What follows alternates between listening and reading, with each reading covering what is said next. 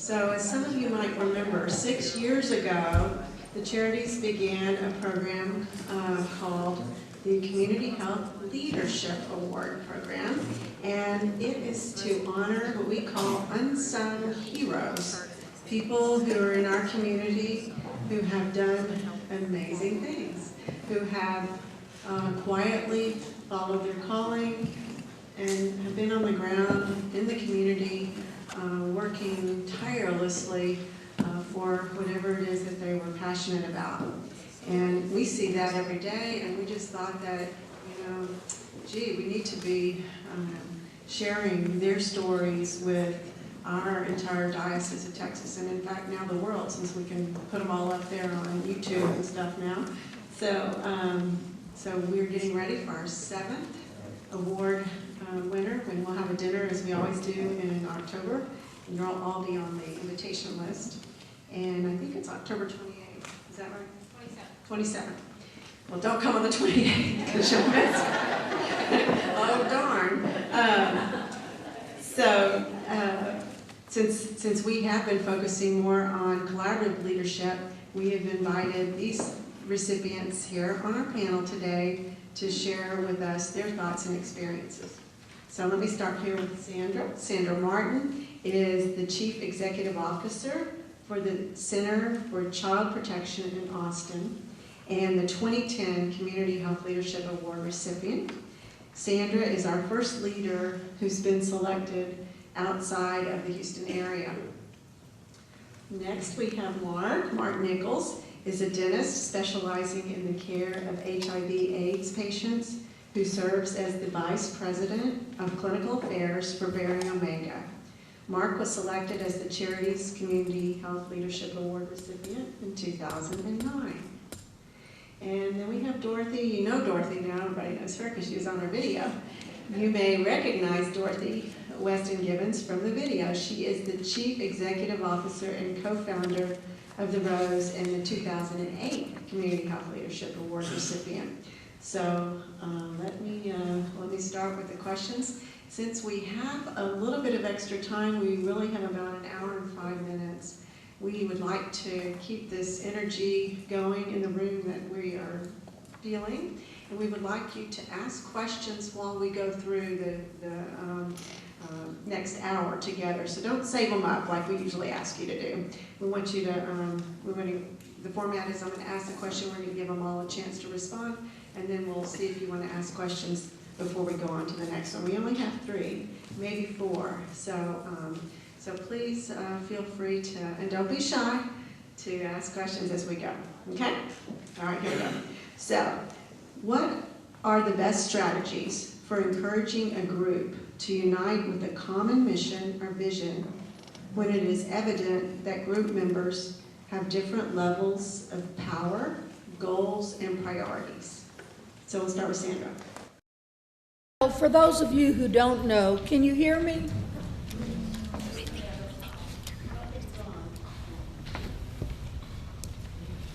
Now can you hear me? Talk straight into it. Just talk straight into it. Hello? All right. Rarely does anybody tell me that I can't be heard, so this is a good thing, I think. For those of you who don't know, I think in talking about collaborative leadership for me, it would be important to tell you that the Center for Child Protection is a children's advocacy center. And most of our young clients have been either had enormous physical violence perpetrated against them, sexually assaulted, or they've witnessed a violent crime. And so inevitably they come with two big characteristics. One, there is an enormous amount of shame that this is somehow their fault. And the second is that their spirits inevitably are wounded. And so for me, the big thing, we collaborate and work with all of 6 public agencies that have the legal right to be involved in the investigation of child abuse. And we actually are a part of the investigation. And so I think the strategies from my perspective would be, one, I think it's important to understand that I don't view collaboration as necessarily networking or coordinating. For me, it means that you're actually involved in each other's work, that you're moving parts. And I think that one has to begin by assessing which strengths you have.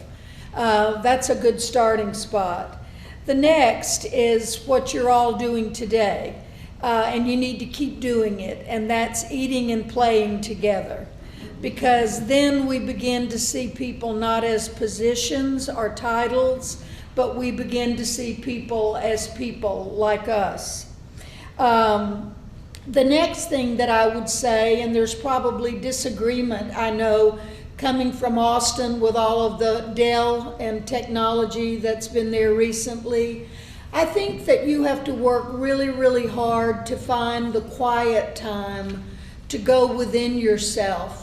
I disagree strongly that all of our new information system is good, because I don't believe human development and young children are growing at the same rate.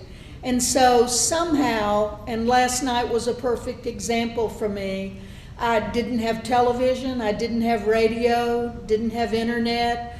I went to bed and, believe it or not, got to sleep and got to think without being bombarded by the noise, whether it comes from shopping, studying, whatever it is.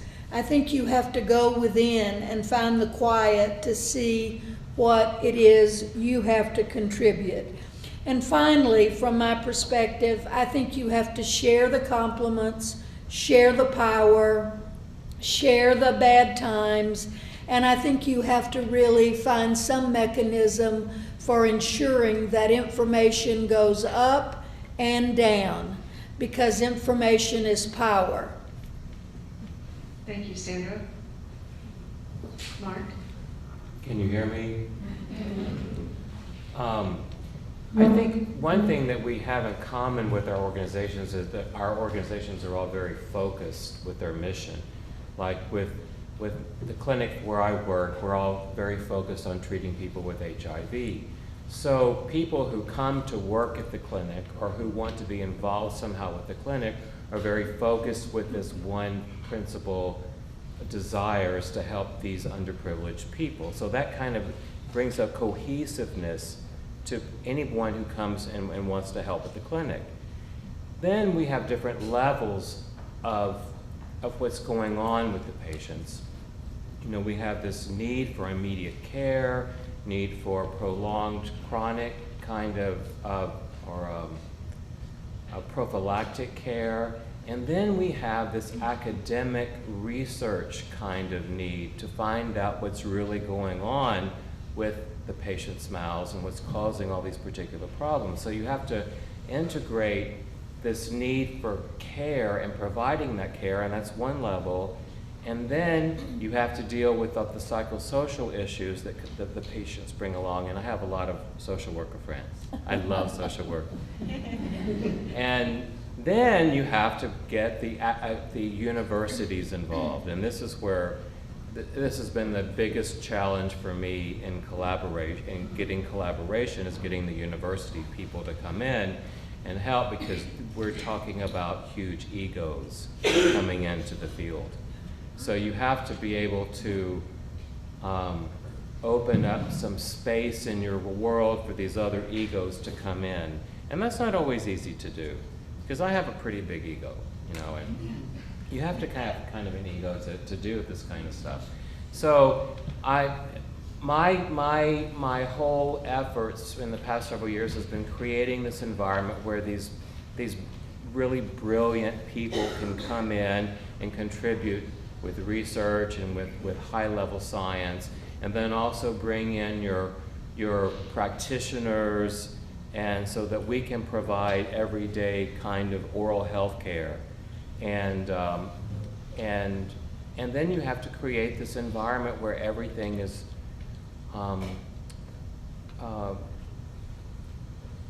well, where you have room for all these different personalities to function well, and there are lots of different types of personalities involved, and that's very challenging. Yes? How is it that when you're dealing with the academic egos, that you can actually work with them and be able to create a boundary so that they don't overwhelm you, so that they don't, so in my experience sometimes with really strong egos, they come in, they have a vision, and then they also want to propel that vision and start transforming the organization. How do you limit that? Well, you just have, sometimes you have to get in their face and say, back off. You know, I also think you have to die a little bit every day to your ego.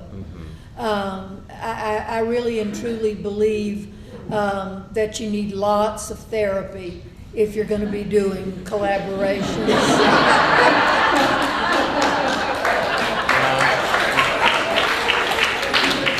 So where's our psychologist here? But, you know, you do have to establish some boundaries and say, you know, if you want me to help you with this, this is what you need to do for the clinic. And you have to establish those boundaries there because they will come in and want to take over everything. But you have to be, that's my job, is establishing boundaries with all these different egos. Dorothy?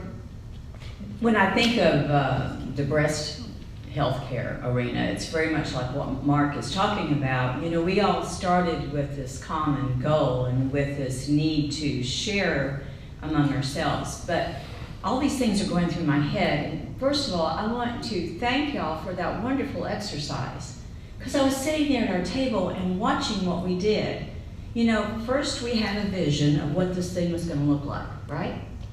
And that's what I thought about when we started talking about what would it look like if we all worked together and we quit all going after the same funding dollar. And Mark touched on something there with the, monies and with being sure that you're sharing at a very tangible level. But we had a vision that we had to open the box.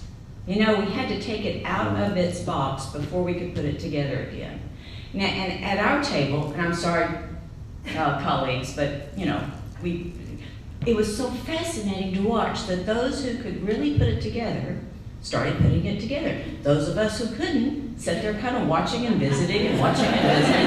And so those that put it together, and then it was all done. But guess what happened? Everybody wanted to play with it. Right? Now, isn't that what happens in our groups? You know, it was just so appropriate for the way I've seen, especially the Breast Health Collaborative grow. And I will tell you about this ego, and I have the great, I think it's privilege or pleasure, but I always have employees who will tell me exactly what they think of me.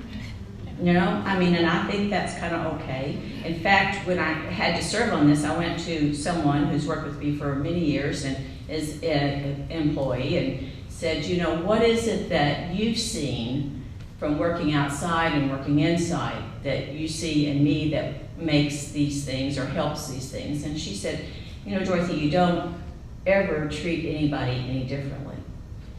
And she said, and so I think this thing of power, we have to be very careful in our own minds, who has more power than anybody else.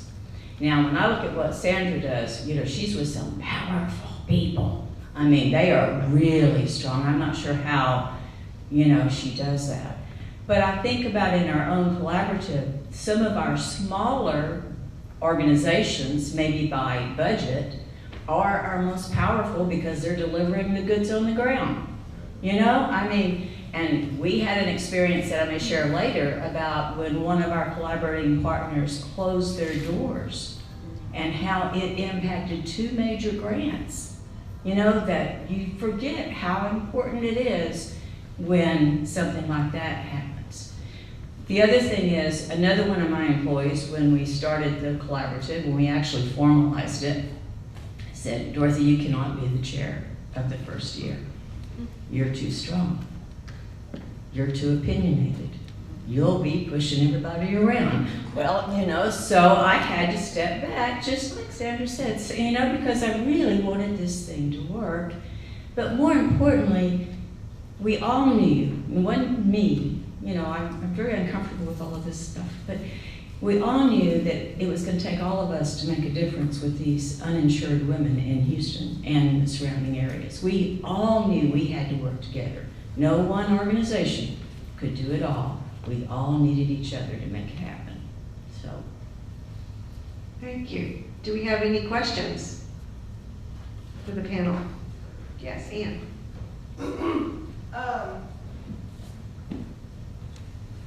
It has been my perception in the last couple of years that an awful lot of the impetus to collaboration is coming from the foundations and large grant makers. So I guess my question to all of you or whoever would like to answer is, if today you got a guaranteed funding source that was going to just let you do it the way you wanted to do it, not a funding source that wanted to dictate terms, and you never had to apply for another grant again, how much collaboration would you be doing? Well, our mission is about collaboration, so I would have a fabulous time being able to do things that I can't do because of money. But we are very mission focused. I think the way that I hear your question, quite frankly, it's maddening for me. There are so many nonprofits now and so little money that what I've discovered is that when there is money available, people describe their way into that money. And so consequently, for many of our, and I think that's dangerous, many of our children and families, they hear about all these resources, but when they go, it's really wide, but it's very shallow. And so I think that one has to stay mission focused. And our mission actually in the Texas Family Code says that we must collaborate. So all of that money would do me no good with the headaches and therapy. I could just have fun doing all those things that I can't now. I would do even more collaboration because the collaboration that I've done with the universities and with big research grants has, number one, made it better for my patients.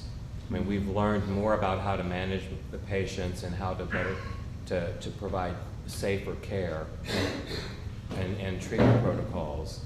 And then the research collaboration has given us national and international recognition. And that's really valuable to have that. And it makes it even easier to raise money when you have this really worldwide, recognition. And that would not be possible without collaboration. So I'm always looking for people to collaborate with for research and for studies and things like that. And it's huge. But it would be nice not to have to worry about funding. well, for the Rose, we were collaborating long before we had a term because we were in the middle. There's never any way we're going to provide treatment. And I really don't have the resources to go out into the community to engage people. I know you're hearing this, but I thank God for the time that the foundations, and I have 2 or 3 in here, and Heather Patrick is one of those that initiated a lot of this, as did the charities. But when you start having, when you go from a support letter of, yes, we like that organization, they're great, they're wonderful, they've been around for so long, to we are in agreement through a memorandum of understanding to share this money. That's collaboration, to share this space, to share this employee. Now, that's the difference here. And I am so grateful that we were forced to give a structure to it. Maybe y'all didn't have to, but it helped us to put that structure to it and made us all stronger in our application process and in knowing what we were giving. and what we were expecting of each other. I'm just amazed at how well that written down expectation has worked. So if I had all the money in the world, I'd be starting a lot of other roses and a lot of other collaborations and all this kind of stuff all over. We need one in cardiovascular disease. Yes, we do. Any other questions? Okay, right here.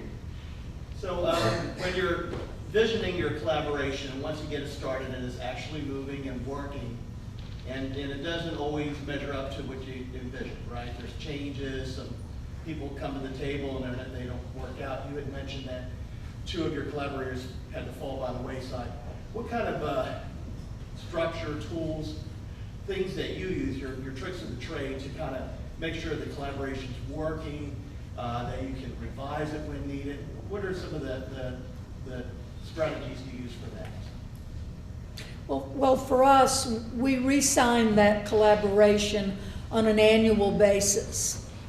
And we provide great breakfast tacos and a big opportunity for all of the people who, the important people, to get to be seen and heard. But honestly, let me hear the rest of your question again, just to make sure I'm. Well, I know when I'm working with collaborations, there's a vision. You have your grant writing part of the collaboration, but it really needs to be nuts and bolts and things need to be delivered, right? And so when you're going in and you're implementing it, you want to kind of come back to the table and measure. You want to see if everything's working. Sometimes there's changes on the collaborative that you never envisioned. It doesn't work this particular way, but you want to change it. But yet you want to stay within your vision and your mission. So what are some of the things that you do as an organization to kind of keep that going down the right track and working together? Well, for us, thank you. That clarifies it a little bit. For us, we meet monthly, and we have an agreement that there's no finger pointing in those meetings where we rehash what's happening now. And then the other thing is that training has to be ongoing, because in my collaboration, and I would venture to say in Dorothy's and Mark's, there is turnover. And for us, there's huge turnover of frontline workers. And not from our agency, but through some of our collaborators. And so we have an organized training that we have to keep going out and doing and making sure that all of the people are aware of what we do. You can't just assume that once you've done it once, it's sort of like having to get continuing education credits. You have to keep going out and making sure that the new people coming in understand the benefit and what you're doing. One of the areas that where we use collaboration that's not for research but for patient care is working with dentists in the community who kind of help us provide care. And sometimes things just run beautifully and everything's going well, and then all of a sudden there are issues that come up. And you have to address those issues when they come up. We don't have a formalized process of reviewing monthly or anything like that, but it's just when the issues arise, you have to address it immediately. And it's not always easy confronting a professional about the work that they're doing, That's actually very difficult. I can imagine. But you have to just stay on top of it, but you have to do it in such a way where they want to continue to work with you, but where that they will provide the kind of care that you want to be provided for. So it's it's very challenging, actually. This is going to sound a little basic, but we did start with a strategic plan, a 3-year. We go over it every year. In fact, we had one of our functions that we did this last year that we had some criticism for it, and it was like, where did that come from? Well, it came from the strategic plan. So, if you go back and evaluate it every year, and I know that's just real basic, but that kind of has kept us in line. Now, I think about the collaborative and our structure and how we change we try to change our chair every year or every other year. And that brings new focus. And it's always that relearning again of the different players, kind of like what you're talking about with, we have new players come up. But there's another part where when you're in a collaborative grant together, and you know, again, because it's the charities and they're so wonderful, but you know, we were supposed to be doing, this is just an example where it can really go wrong. We were supposed to be doing a survey, which, you know, we're kind of the people, the clinical people, and we don't do all this research, and you know, we thought we were doing it right, and then, you know, we found out we weren't doing it right, and we had to go back for the, what is it, the IRB? IRB. Yeah. Oh my Lord. You know, and I was like, you know, up nights worrying about that. But it was another part of the process, and as Mark says, we confronted it right on and said, we got to go back to our funding, we got to go back to, you know, the very beginning. But we lost some time there. We lost, you know, some valuable time. But still, that's how we learn a lot more through our mistakes than we do through the other stuff. So. Okay, well, yes, we did learn a lot today. And Linda, our star from the video, was the one that helped us find our way. It's good. You just have to, you know, build on each other's strengths, I guess, when you do have those challenges. So let's move on to the next question. And this one's just a little bit different. We want to know, what has been your experience with empowering those you are leading, and especially your staff?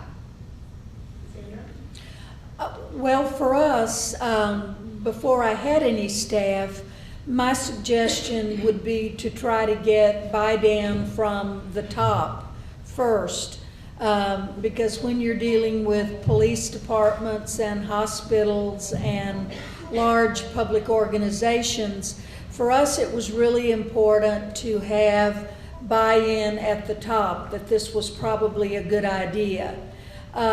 Because what we experienced thereafter were enormous turf battles and people being so afraid that you were going to be a do-gooder trying to do their job. And I think turf is almost always going to be an issue regardless of what your project is.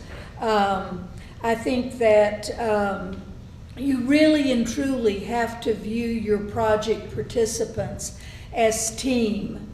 You know, in probably another 18 months or so, I will be leaving the center. And one of the things that I'm really aware of is that even after this many years now of doing this job and having a great big title, there is really nothing at the center that I haven't been asked to do that I don't do, whether it's emptying a garbage can or carrying out the recycling. I think you really have to share the power. And again, it just depends on your model. But in my model, it wouldn't work for me to wear stilettos and a cute little business suit and give instructions. I'd be killed in a heartbeat. In fact, on a lighter side, before we move on, we have a new janitor. And we have a huge conference center that can seat up to 350 people. And all of our agency partners use it regularly.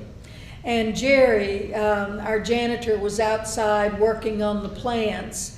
And he said, as I went into the meeting, he said, I don't know what y'all are going in to talk about, but I'd be careful because most of the people that have gone into that building have guns.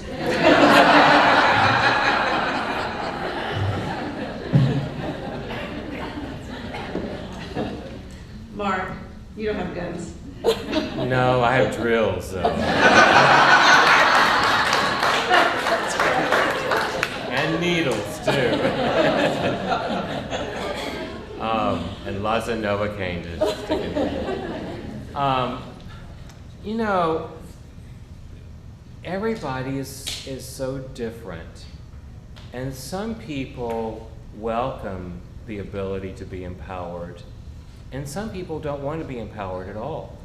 They really want to follow. And you have to, you know, decide who can I really empower and who I can't, number one. And then the people that you empower, you start to encourage them to do whatever or venture out into whatever area that they're in or need to go in, and you encourage them. And sometimes they do great work, and then sometimes you have to get the reins and start to pull them back in and redirect them. And then some people, I feel like that I'm just dragging them along with me the whole time, and that I struggle with how to deal with them still to this. I don't have a magic answer, but maybe I can find out something from other people here. But some people don't want to be empowered and other people do. And then there's some people who are on the fence who you can really help to blossom and to start to take responsibility for certain issues and things like that. Good point. Dorothy? Well, I think it's a lot to do with that information. I'm always amazed at what I think I say and what my employees heard could be two different things. You know, no matter how hard I try. And I'm always reminded that power has to be invited in. It's kind of like Mark is saying, you can never grab power and keep it. You can never give power. It has to be an invitation that comes in. And I think you have to prime people to realize how powerful they are. Because just in the way they handle anything can make the difference in any program. And so I think we have to do a lot of valuing and a lot of getting out of the way sometimes. If we really want our staff or the collaborative or whatever to be as strong as it can be. Does anybody have any questions for the panel? We have a microphone. Molly Ford right here has the microphone. Everybody has this part down. Any advice from Mark?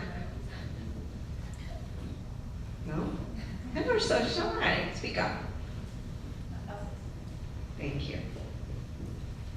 So on the earlier point Yeah. that was mentioned by Dorothy, in our strategic plan at the collaborative, it was that we put together an advocacy day down in Austin, and it was to, one, introduce who we were as a collaborative, but we followed a couple weeks behind Komen, who has an extraordinary approach to how they do their advocacy days, and we didn't really verge away from their focus. We just reinforced what they were saying. But we had the honor of having, there were about 22 of us that went, and I would say 12 of them were community healthcare workers. They were students at Houston Community College, and it was my second time to do it. And I knew how empowering it is to go and know that your voice is being heard. But it was amazing to watch these community healthcare workers, never having ever thought they would have this experience, to go down and do this. And the letters that we got afterwards, were tearjerkers of how this day meant so much to them. And it was what Dorothy's saying. It was empowering them to feel, wow, I can be heard. And I think that's important. But share what we did with them before we let them loose on the Capitol. We had a little mock presentation, and Dorothy was the young aide. She picked that for herself. I was the very unprepared advocate going in, stumbling over all my words. And then the executive director of Pink Ribbons Project was also with me. And we were really kind of messing up in front of these women who I think were literally shaking in their boots, thinking, what have I signed up for? And I think it actually, it worked for us. Yeah. Because they thought, oh, we would know exactly what to do because, this is what we're we're expected to be doing because we're leaders of these organizations, and we flubbed it so badly that I think it actually also empowered them to go, oh, well, I can flub up and it'll be fine. But they didn't. They were amazing. Yeah. They were really amazing. Are these the same women that just got their Yes. graduation Yes. certificates this Yes, morning? same ones, Okay, I yes. think, Susan, you didn't hear that story, we talked about that earlier. It's an amazing impact, isn't it? Okay, oh, you have another question? Well, Yes, I think you could probably give me mine to the mic. We're talking about, of course, empowering the staff and those who work in the collaborative. I'm interested to hear you speak to empowering those that you serve. That's it. Well, you know, and I'm just gonna, again, I don't know why I'm sharing so many things that I used to think were one way and I learned it was another. But I can remember, I used to think when we started patient navigation that all I had to do, or when we were trying to navigate our women who were uninsured into the systems, I used to think that all I had to do was to give them their path report, to give them their envelope, to give them their films, and, you know, make sure they got to the right eligibility center or wherever, and they were gonna have everything they needed. And we kept finding over and over and over again they were being either rejected or they wouldn't go or whatever. And boy, that was a huge thing for us when we got our patient navigators to be able to go and be with them. That first visit, there's, you know, it doesn't matter what language you speak. When you have a diagnosis of cancer, you don't understand anything anybody's saying to you for a while. And so to me, that was one of the best things we could ever do, was to be sure that they had someone who could at least get them through that scariness of going into a hospital or a doctor's office or whatever. And, you know, that's a big chunk of our resources. But I don't think there's anything else we do that is as important as that, except at the Rose, you don't know who's sitting out there as insured or uninsured. We do all that in the background, like many of your programs do. But, you know, we're not going to start making this, you know, oh, you're one of the uninsured people. I mean, everybody, you can't tell who's who. I think a fabulous way to empower those we serve, first of all, one of our standards for accreditation is that we be culturally diverse. And so our entire building has many different faces, different kind of an environment. And just this last week, we had an incident that really moved our staff. We start every management meeting with one of our clinicians talking about how a child was impacted by our service. And that can be a good impact story, or it can be one in which we failed. And we had a family come in, and when the forensic interviewer met her, it was very, very clear that this family was upset, you know, by the scowl on their face to just the obvious fear. And the person approaching them was about as Anglo-Caucasian looking as possible. But when she spoke to them, she speaks beautiful Spanish. And the woman just broke out into this huge smile and said, "Thank God you speak my language." And so again, it's meeting them on their turf. It's being able to empower them through interpreters, whether those be deaf, for the hearing impaired, or for language. And we try really hard in our intake and assessment process to know what their needs are. You know, I personally, as a human, knew nothing about how to give until I needed to be given to. And so in our outreach to families, we want to treat them with such dignity that when we help, we don't wind up enforcing the feeling that they're down. One of the HIV is not as tragic for the whole as it was back in the 90s, when people were just dying all of the time. There's still lots of health issues that are associated with it, but there's one factor that's still present today, and that is stigma. There's a huge amount of stigma associated with HIV. And what I want to do is to try to empower my patients to deal with this stigma, okay? And the way I approach that is, first of all, I have to know where my patient is mentally and psychologically and psychosocially.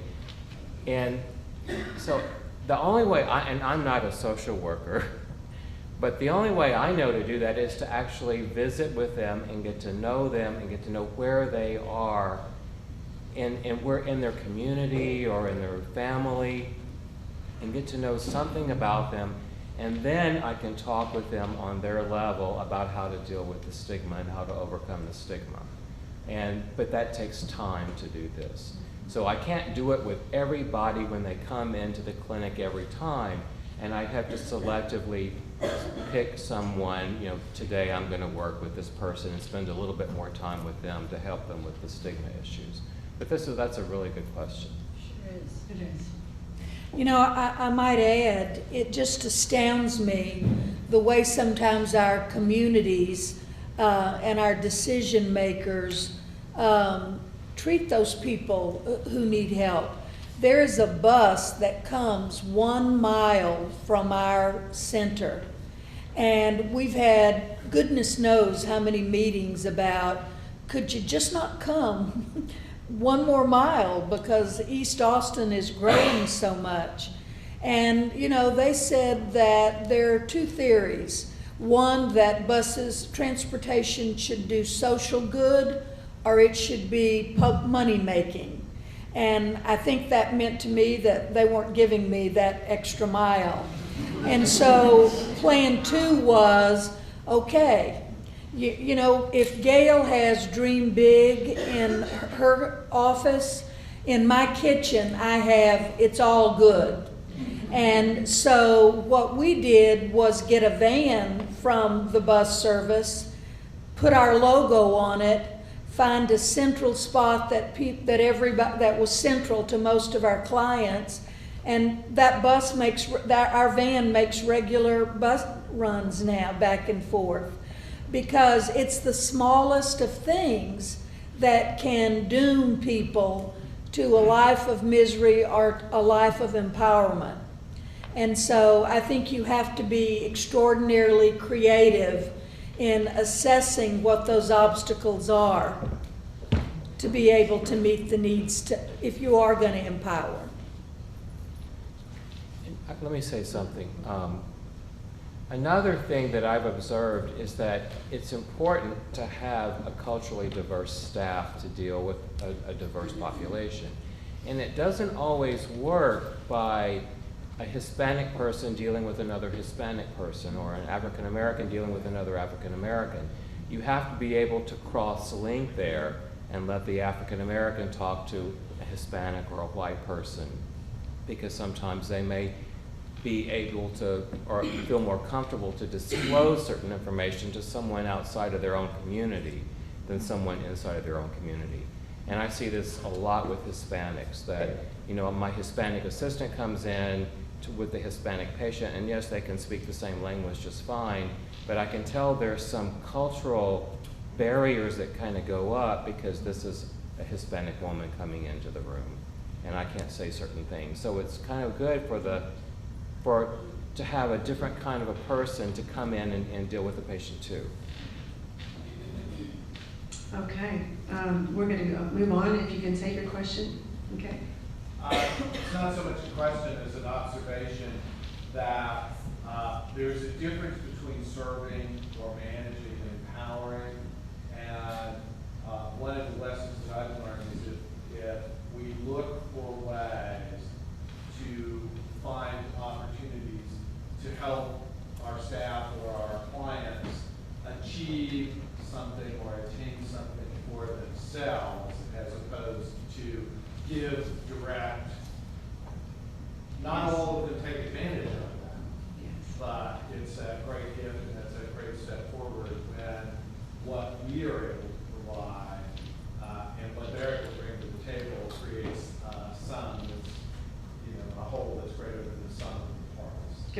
of course, that's the basis of our research. So, okay, we're going to move on to the next question, which is, while there are many benefits we know to engaging in collaborative leadership, what are some of the greatest challenges or threats to the success of that collaborative leadership? Well, for me, it's that, it's TURF, turf. I think that is the hardest barrier to overcome.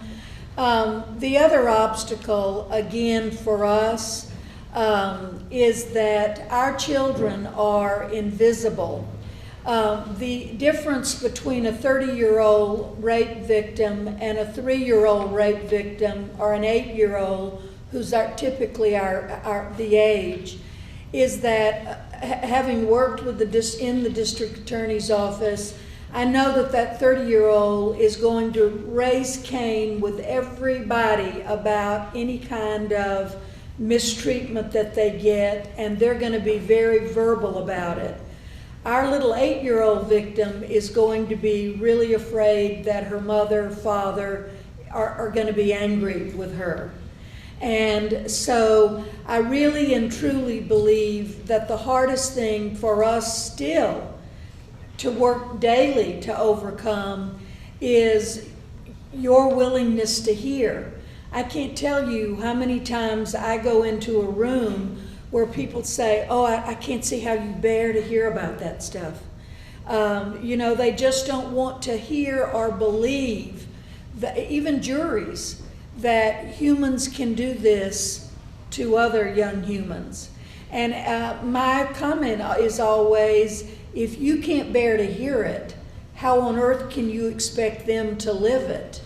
And so I think that's one of the really difficult challenges.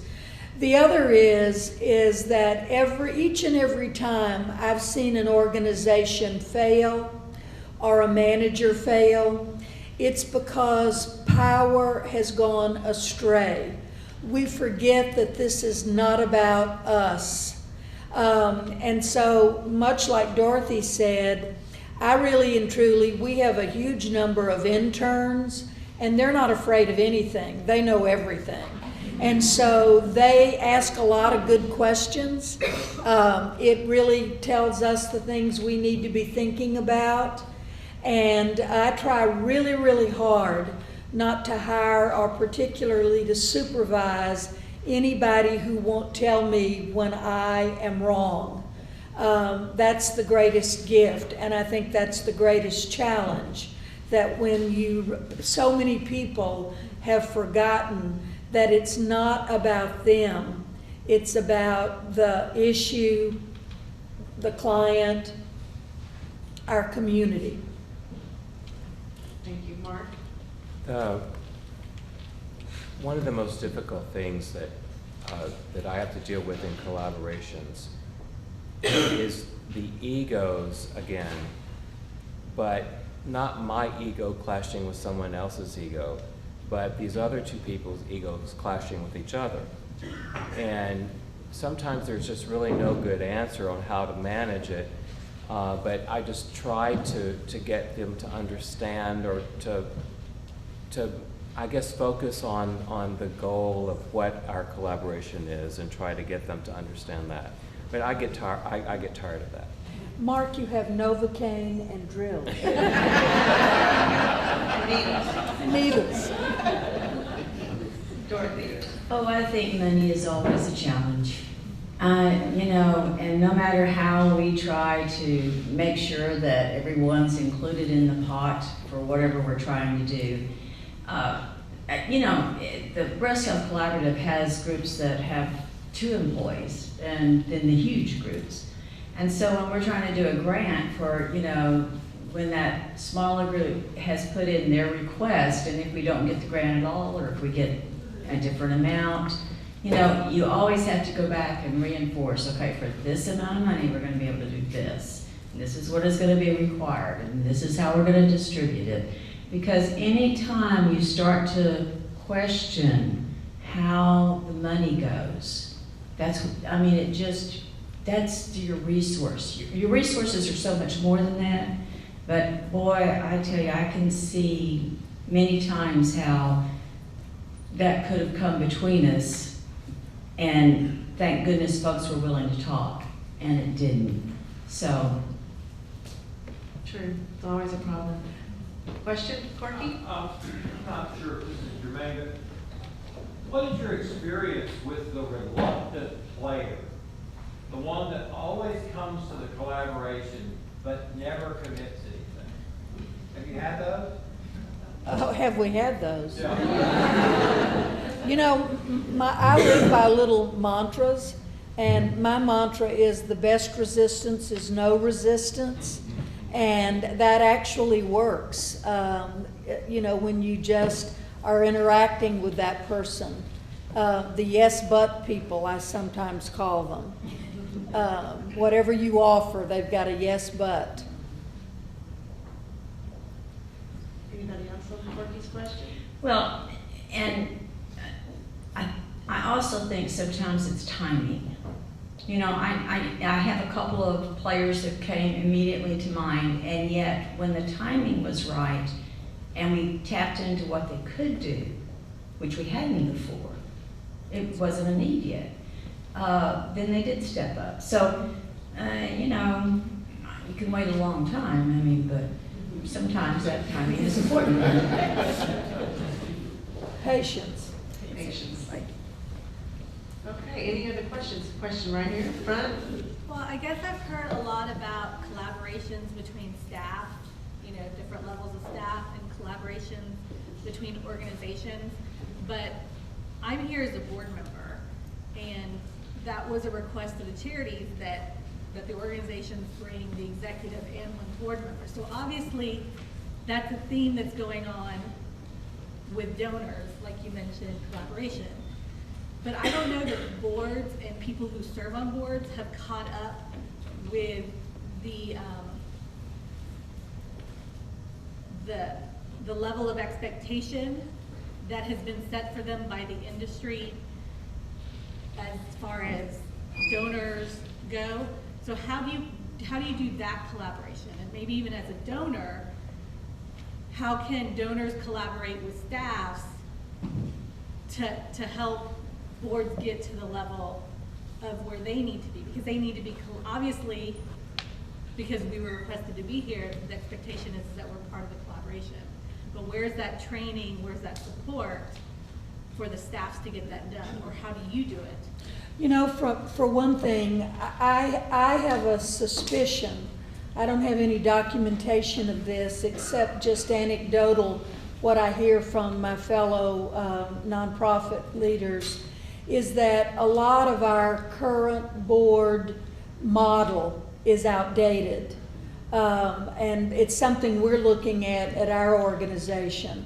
I think when the orphan trains and the soup kitchens were initiated initially, someone with resources showed up and they put hands and dollars on the table, and they did it themselves.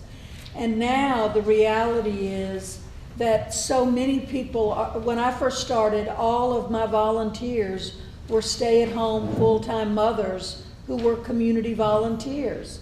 I don't have any of those now. They all work. And so I think we really do need to look at the model. But the thing that we do in our center is at the beginning of the year, we plan an immersion schedule. And at each and every board meeting, we have something about how our program operates. It may be a case that turned out well. It may be how the partners collaborated in such a way to save a child from slipping through the crack. It may be a doctor talking about the benefit of a camera that they now have to use in examining children. And so that we have 12 of those immersions. The problem is those are the most popular things with the board members, and you really have to limit the time so that you can do the organization's business. But your question really resonates with me. First of all, let me say that I have Dan to deal with the board, so I don't have to. Lucky. And he does a wonderful job. But we have a very diverse board of directors with different strengths, and they bring so many different skill sets to the table. It's just really amazing. And we have different projects that, or a certain group of the board members may be really good at this one particular project, and another group is good at another project. So we have different levels of projects going on for the different kinds of board members to do. And I'm always amazed at the dedication that the board members have, and for what they're willing to volunteer, and they help us raise so much money. It's just unbelievable. But I have an immense respect for the board members. I think that's such an excellent question because I serve on several boards, and I'm wondering if I really understand that organization's collaborative environment within their community. For the Roses Board, let's go there for a minute. The Rose has been the fiscal agent for like 6 different organizations that have since gone out on their own. So I think somewhere in there's that understanding that we continue to work with, groups that are starting and that kind of thing. But how much they really know and how much more I could get them involved is an excellent, excellent question, and something I'm going to take back. I think you're very fortunate to be one of those board members who is here today. Yes, and I hope you take something back too after today or tomorrow. Okay, we have a question in the back. It's not a question, but it is a bit of an observation based on a response to a question. It's on my mind for the whole conversation. And I think the collaboration has changed a lot over the last 30 or 50 years. Your description of the orphan trains and the kitchens, I think that's closer to collaboration, co-laboring, and people didn't stop and strategize, they responded, and so people were co-laboring to deal with something. And I think that model is still much more alive in community or grassroots-driven collaboration. What we've heard a lot about today is institutional-driven collaboration, which does spend much more time talking up front and sometimes gets to the acting. Many of the collaboratives that I've participated in don't get to the action part. And you get a lot of people attending that feel they want to know what's going on, but we haven't quite figured out what we're going to do yet. And I think somehow or other we've got to, in the kind of collaborations that we're talking about here, have to unpack, the talk and the walk, and how we do these things. I honestly think that